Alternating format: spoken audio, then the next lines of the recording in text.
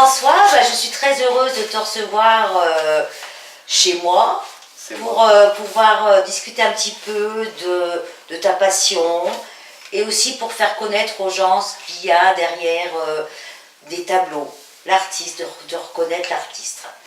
Peux-tu déjà te présenter brièvement? Oui, pas de souci. Bonjour Nathalie, merci de m'accueillir pour cette interview aujourd'hui.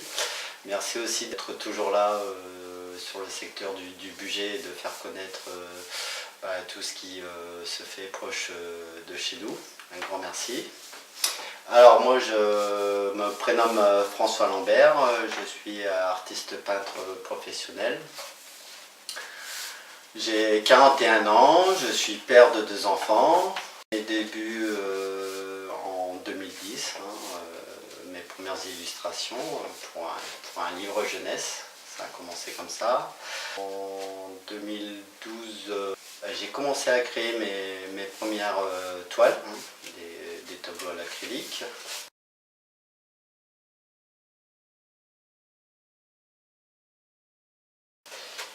Et puis en 2015, j'ai décidé de sortir de l'ombre et de faire mes premières expériences, mes premières expositions. Donc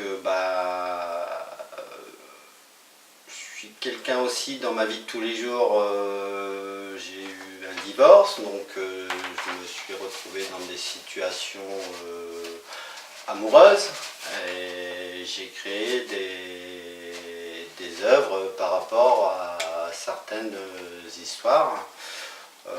Je suis un artiste peintre à la recherche de l'âme sœur et on peut voir une œuvre qui s'intitule Retrouvailles, où on retrouve un homme tenant un bouquet de fleurs à la main et de l'autre côté de la toile, à l'extrémité, une femme accourant, bras tendus pour le rejoindre.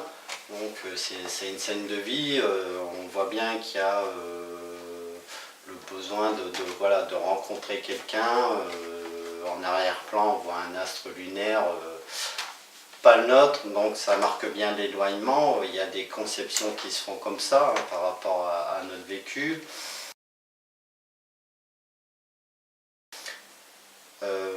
L'arme de sang aussi, c'est un tableau abstrait qui marque une peine amoureuse, une rupture.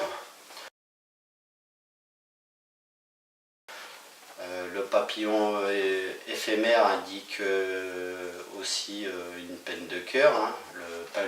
Le papillon symbolise une femme volage et la toile d'araignée qui est en arrière-plan en relief montre qu'elle a fait un mauvais choix. Voilà, elle s'oriente vers l'inconnu, voire un danger.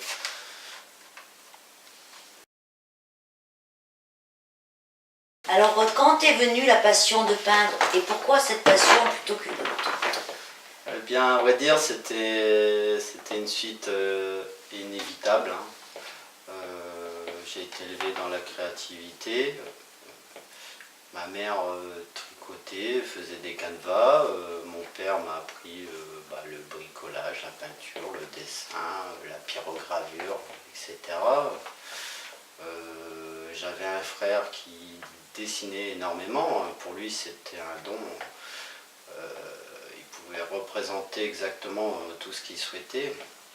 Il a fait aussi quelques tableaux, quelques œuvres. Malheureusement, il n'a pas pu continuer par manque de temps.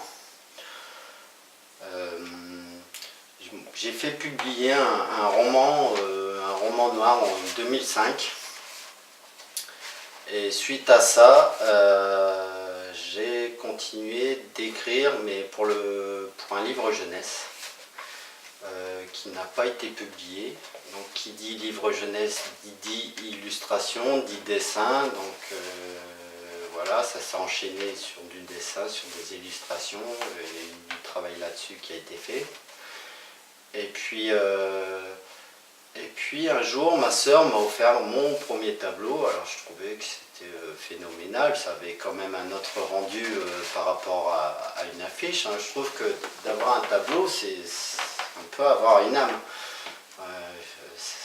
Voilà, c'était quelque chose qui m'a interpellé. Je me suis dit, je suis peut-être passé à côté de mon destin. Et suite à ça, j'ai créé mes premières œuvres en 2012, comme je disais. Alors, quel style de tableau aimes-tu peindre? Alors, ceux qui viennent à mes expositions sont assez surpris et me posent la question suivante, c'est est-ce que c'est vous qui créez toutes ces œuvres?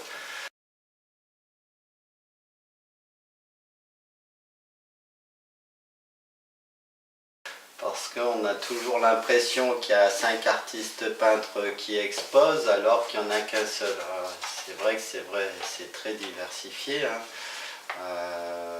Ça peut aller du paysage à l'abstrait, de l'art déco au portrait, ou même l'animalier. Voilà, c'est assez égayé. Hein. Moi, je peins selon soit mon vécu, hein, quelque chose qui m'a interpellé émotionnellement, je le remets sur toile. Ça peut être à l'instinct, c'est ce qui se passe au niveau de l'abstrait, ça se fait naturellement, j'en reparlerai un peu plus tard. Que dire d'autre? Le paysage, c'est des choses que... c'est ce que j'ai commencé à mes tout débuts. Et après, j'ai créé certaines collections autour du budget, parce que je fais partie de l'association Les Amis d'Henri Bidault, où chaque année nous proposons un salon du budget. Donc, pareil, il y a de la demande, il y a des créations à faire selon certaines personnes ou certaines expositions. D'où la bergère devant ses moutons. La bergère devant ses moutons, qui est une reproduction, voilà, d'Henri Bidault. Voilà, une belle reproduction en tout cas. Merci. Mix média que je présente c'est vraiment une technique qui reprend toutes les peintures, hein, parce que je peux peindre aussi bien à l'acrylique qu'à la peinture à l'huile, je peux faire du fusain, travailler à l'encre, etc., etc. Le pastel aussi, prochainement ce sera les aquarelles. Le mix média, voilà, ça reprend plusieurs peintures où comment dire, on peut commencer très bien au fusain, enchaîner sur un pastel et puis ce que j'utilise régulièrement, la peinture fantaisie, hein, c'est une peinture à effet. Vous la retrouvez dans une œuvre qui s'intitule, par exemple, il y en a plusieurs, mais Les larmes de l'immortalité. Donc c'est un tableau qui a été fait par rapport aux attentats de Paris, qui a reçu, voilà, qui a gagné un concours sur Art Lover Place. Et voilà, on travaille toutes ces techniques, tout est bon à prendre et à essayer et à développer.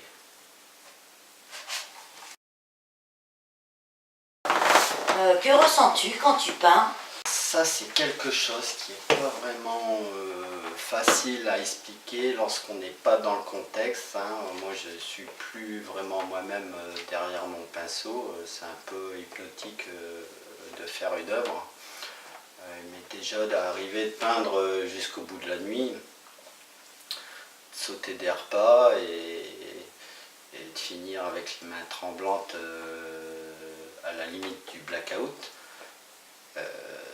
J'ai déjà eu un passage comme ça l'an dernier. L'art abstrait a ce pouvoir d'aller au plus profond de vous-même. C'est vraiment une alliance de votre inconscient que vous allez sonder pour l'extirper. La concentration est telle que votre subconscient vous impose telle ou telle couleur. Une chose que j'adorais, c'était de voir prendre naissance l'œuvre entre chaque couche. Parce que l'acrylique a ce pouvoir de séchage rapide. Et avant qu'elle soit totalement sèche, je modifiais l'aspect et les couleurs. Ce processus durait jusqu'à la satisfaction totale. Mais je ressens surtout l'évasion et la connexion à une autre dimension, peu importe le sujet. Quelles différentes techniques utilises-tu? Alors je travaille généralement au pinceau, parfois à la spatule et au couteau, ou même au spray. Toutes mes œuvres sont enduites d'un après, hein. Ça permet d'avoir un support pour peindre, mais aussi de protéger la toile de l'huile et de l'humidité. Et pour finaliser, je vernis. Certaines œuvres dites 3D intègrent de la matière comme de l'acier. Casino Effet est un pur montage digne des arts plastiques.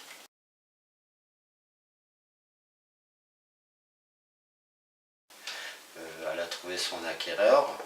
Le stick, c'est un tableau complètement démoniaque.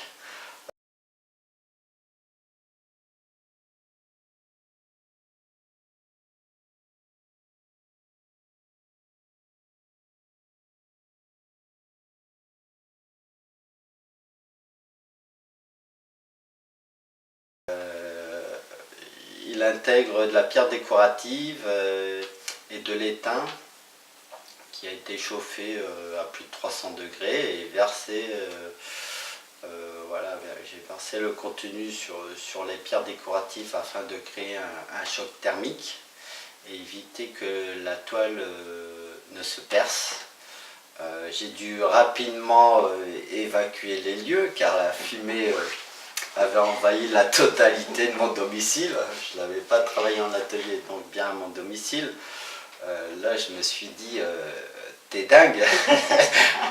C'est un métier dangereux quand même. On fait des expériences, voilà, on a une idée. C'est même pas une idée en fait, c'est des pulsions.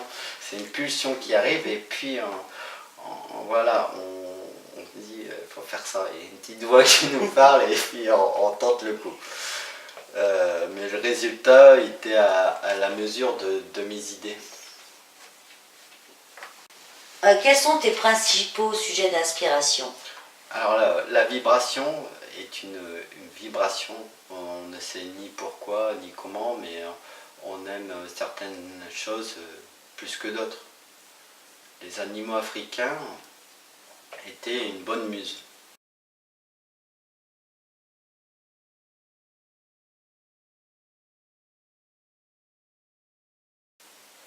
J'aime bien les défis, donc parfois on m'impose des thèmes, comme par exemple le budget.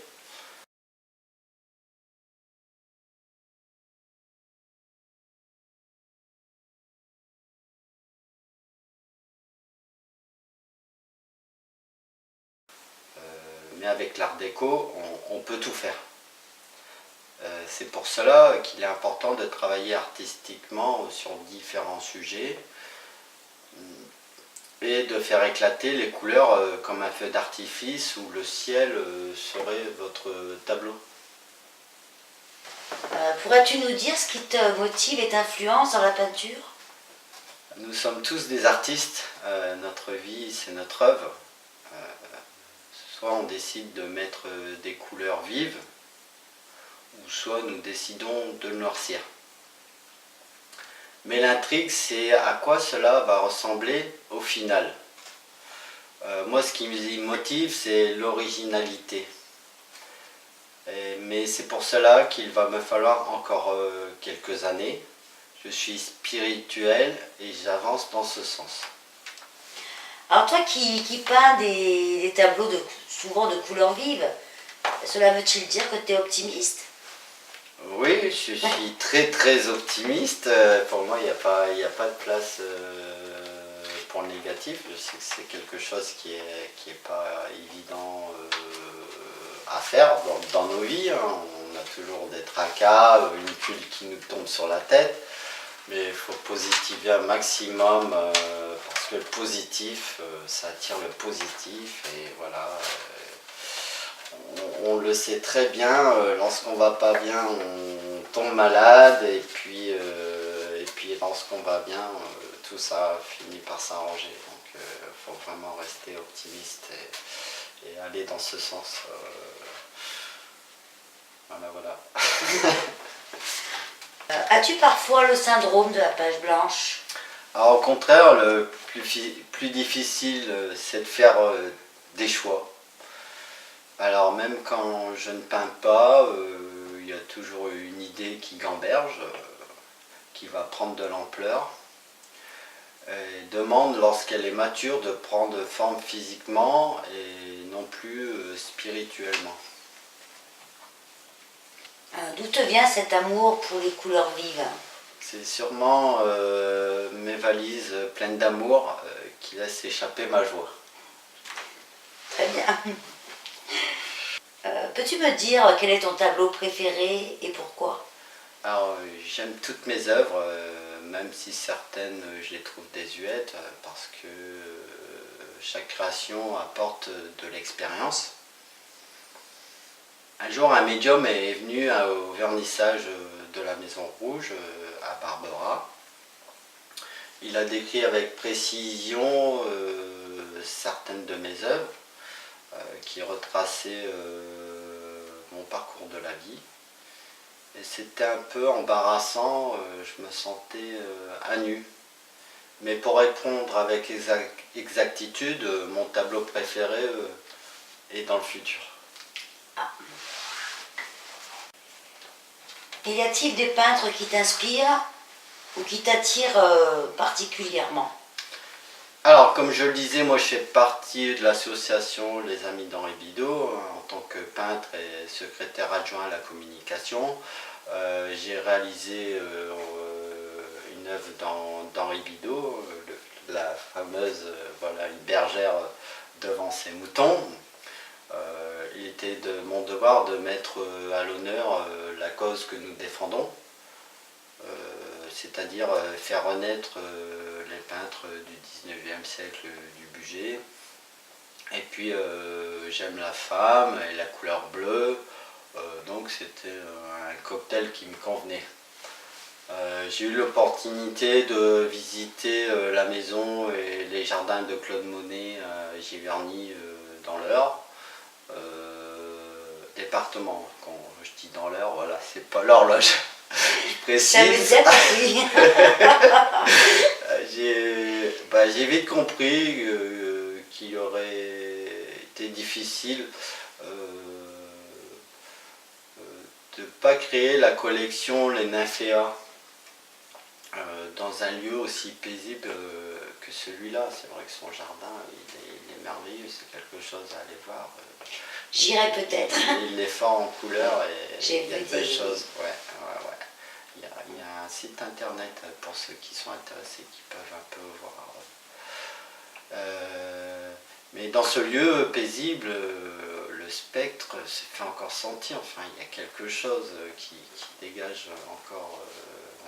On voit bien ceux qui connaissent ces tableaux et ceux qui vont sur les lieux, c'est royal, quoi. C'est comme si vous rentrez dans le tableau. Je pense à un film. Ça s'appelle Au-delà de nos rêves. C'est un film voilà, où on retrouve le personnage qui rentre dans le tableau. J'en dis pas plus, ceux qui souhaitent découvrir. Mais pour moi, l'artiste le plus abouti, au summum de son art, c'est Michel-Ange. Il restera certainement indétrônable jusqu'au jugement dernier. Y a-t-il quelque chose que tu n'aimerais pas peindre? Oui, Henri IV sur son cheval gris. Je me suis jamais posé la question. L'art est subjectif. Certains diront je n'aime pas ce que tu fais, et d'autres diront je trouve ça admirable ou j'adore. Si un jour on me demande de peindre un thème haineux, choquant, je le détournerai à mon avantage. Comme je disais, je ne peux pas faire quelque chose qui me déplaît, quelque chose qui soit, comme on disait, négatif. Comme ton tableau sur les attentats, ton très beau. Ça, oui, c'était... c'est vrai que c'est quelque chose qui interpelle les esprits, les humains, et qui nous connecte entre nous, parce que on sait que voilà, faut bien prendre conscience qu'aujourd'hui on est là. Et demain on ne sait pas ce qui va arriver. Donc c'est vrai, c'est une scène contemporaine qui a été pas gravée dans la pierre, mais qui a été voilà, interprétée sur la toile. Sur cette toile, si vous regardez bien, vous verrez la représentation de la tour Eiffel qui est étirée légèrement. On voit un peu l'esprit de Paris qui s'envole, on voit le ruissellement. Il faut regarder parce qu'on part sur une partie abstraite, mais on voit légèrement le ruissellement de la Seine, le côté urbain, et puis il y a des silhouettes légèrement bleutées qui représentent malheureusement les âmes humaines qui nous ont quittés. Quelles sont les différentes expositions que tu as faites? Alors moi j'ai fait mes débuts dans la rue lors de marché de la création et de l'art. Ma première exposition fut à Bourg-en-Bresse en 2015. J'avais une tonnelle de fortune. Des gens de toutes les classes ont regardé mes œuvres. Le responsable de la municipalité qui exposait juste à côté est venu voir ce que je faisais et m'avait proposé d'exposer. Et puis je me suis rendu compte qu'il y avait un mal-être dans la société. Lorsque vous voyez un couple avec des enfants, que leurs enfants entrent pour regarder, tandis que les parents ne jettent aucun regard, sauf au sol, c'est vrai que c'est un petit peu choquant parce qu'on se dit quelque part qu'est-ce qui se passe, regarder ne coûte rien. Donc j'ai décidé de faire passer ça en priorité et faire changer les mentalités. Parce qu'il faut retrouver notre âme d'enfant le matin lorsque vous quittez votre lit. Êtes-vous conscient que vos pieds touchent le sol? Bien sûr que non. Alors que notre terre, c'est notre mère à tous. C'est pareil pour regarder. L'art n'est pas réservé qu'aux nobles. Le regard est la prolongation de la vue. Les œuvres ne sont pas des objets, mais tout simplement l'éveil de notre vibration. Dans un deuxième temps, j'ai participé au Festi-Run de Seyssel, parler au micro devant des centaines de gens a permis de commencer à les convaincre à venir simplement regarder. Puis le temps est venu de ne plus exposer à l'extérieur. Premier vernissage dans un grand hôtel-restaurant, un autre artiste peintre me propose de former un duo pour cette exposition. Il y a une rivalité de sa part qui nous désunira. Je suis convié à participer à l'inauguration de la salle des associations de Béon pour y exposer. Un grand moment, tout le conseil régional était présent et mon discours tanguait un peu sous l'effet de l'émotion.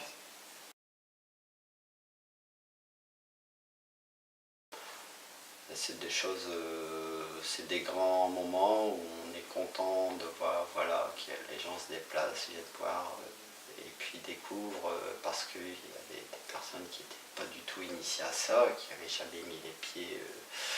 On ne dit pas aller dans les galeries forcément, mais il y a toujours des, tu sais bien, il y a toujours des vernissages, des expositions proches de chez nous, avec des entrées gratuites.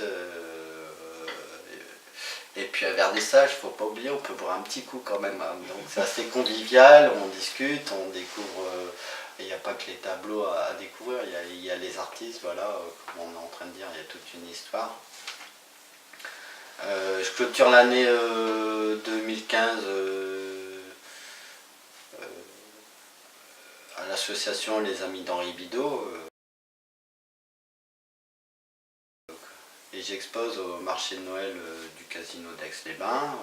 Passage à la radio d'Aix-les-Bains, j'en profite une fois de plus pour prêcher la bonne parole et convaincre qu'il faut renouer le contact avec les expositions et les vernissages proches de chez nous.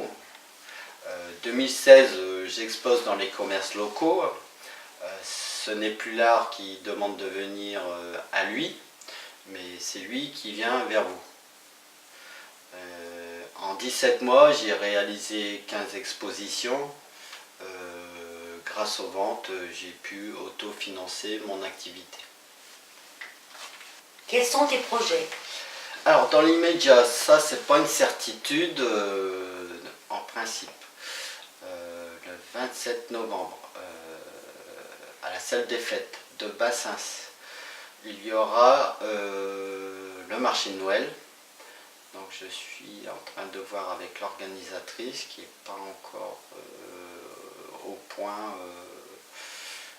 là-dessus. Donc c'est pas dit que ça va se faire. Hein. Il faut me suivre sur ma page Facebook, hein, artiste peintre François Lambert, pour savoir les différentes dates qui vont sortir pour les expositions et autres événements. Je ne suis pas toujours seul lors de mes expositions. Je compte exposer en galerie pour l'année 2017. Et puis j'aimerais m'orienter en supplément de mes cours artistiques parce que j'ai commencé en tant qu'autodidacte, mais je prends aussi quelques cours pour comment dire, reboucher les lacunes et puis on n'en sait jamais trop. Donc voilà, j'aimerais bien intégrer une école d'art. Ça c'est pareil, c'est prévisionnel, c'est à l'état, c'est vraiment à l'état de projet, savoir où est-ce qu'il m'est possible d'aller, parce que sur le secteur, à part Lyon ou peut-être voir Chambéry, voir si c'est faisable, hein, parce que moi j'ai quand même une vie à côté, j'ai des enfants, donc je fais pas comme je veux. Il y a un site internet actuellement officiel, hein, c'est vraiment tout nouveau, il y a encore un tout petit peu, hein, c'est juste une question de quelques jours en construction, mais il est fonctionnel, il s'appelle lambertfr.fr, c'est pas trop compliqué à retenir, fr, voilà, lambertfr comme François.fr pour la France. Donc là-dessus vous retrouverez pareil toutes les dates des expositions. Vous allez tomber sur l'onglet galerie où vous trouverez toutes mes représentations, hein, ce qui a été fait récemment, ce qui est encore actuellement disponible, et puis certaines œuvres voilà, précédentes qui ne sont plus disponibles, mais on peut encore les visualiser. Sur les œuvres qui sont disponibles, il y a aussi un service d'impression. Alors pour ceux qui sont fans d'affiches et puis ou qui ont vraiment un budget restreint, hein, même si mes prix sont quand même pour la plupart très abordables, il y a le service d'impression hein, qui propose soit le poster,